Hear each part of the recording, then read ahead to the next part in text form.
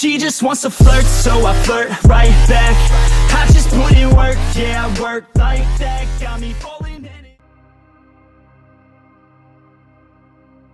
The most redeeming thing about the Miura would be the fact that there's only so many of them. It's highly collectible. It's exciting because it's unusual, it's small, it's exotic, it's still exotic today, and it was significant in its styling. I think it's the car that put Lamborghini on the map. My name is Dennis Varney, and I'm driving a 1970 Lamborghini Miura S.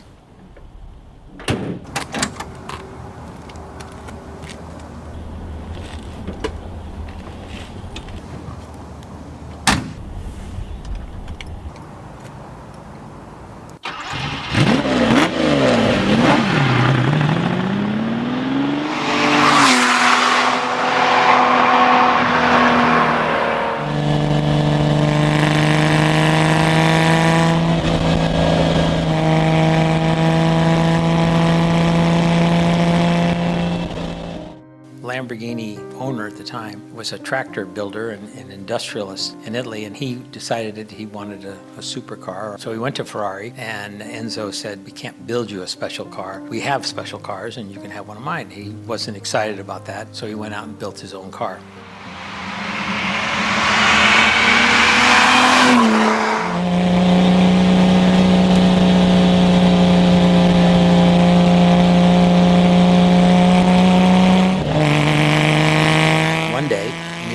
I was working, which was a speed shop at the time, there was a sports car shop, and this Lamborghini came in, and that was in the 60s. And I went over and talked to the guy and saw the car, and I said, "Can I sit in it?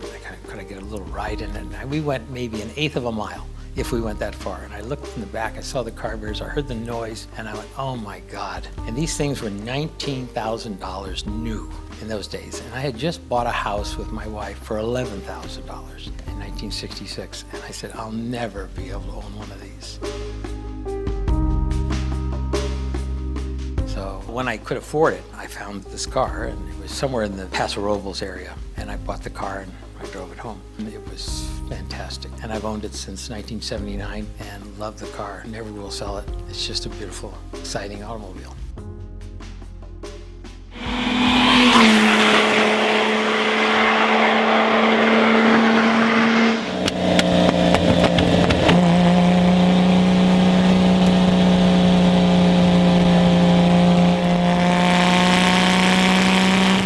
Did inspire me to go onto a different track because it was the sports car world and I was coming from the hot rod world. And in the hot rod world, you just figure out what transmission fits with what and how it fits in the car, and you make it work, and then you go to aesthetics.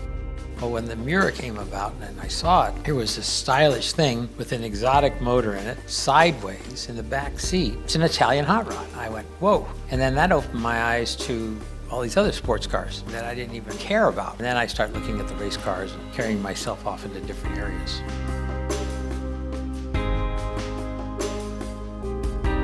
I think my philosophy about collecting cars is things that I like, and it's not about value. It seems like the car value has gone up and it's gone crazy, but I bought cars because I liked them and liked the look of them, or they had to perform a certain way, or they looked ugly and they were beautiful because they were ugly. So I'm very eclectic in my collection, and all the automobilia that goes along with it.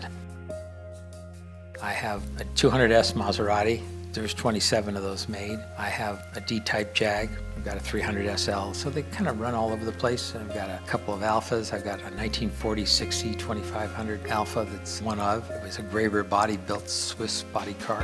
I have a little Dino.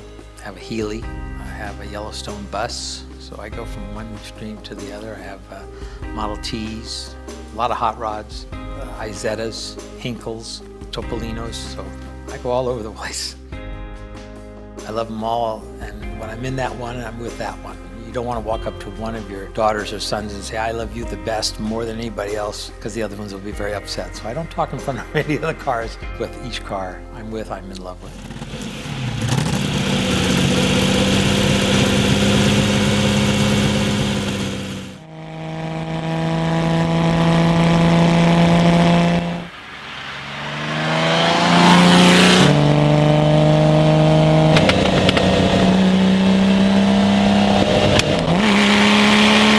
So I look at these cars that I own as pieces of art. They're just moving art.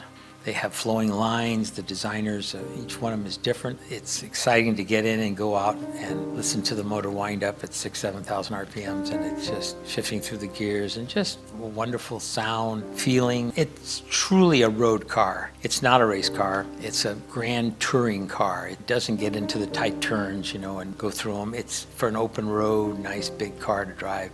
You don't need a radio in it, you just listen to the motor. You look out the rear window and you see the carburetors, that's all you see. And you look through the louvers and you can see a little bit out the back to see if there's a car coming, but you're looking forward anyway, so it doesn't matter who's behind you. But you look at the carburetors and you got this big window at the front, you're sitting down like in a movie theater looking at the road. And it's just got a whine to it, it's screaming, let me go. And the more you push down the gas, it wants to go. And it's just an exciting car.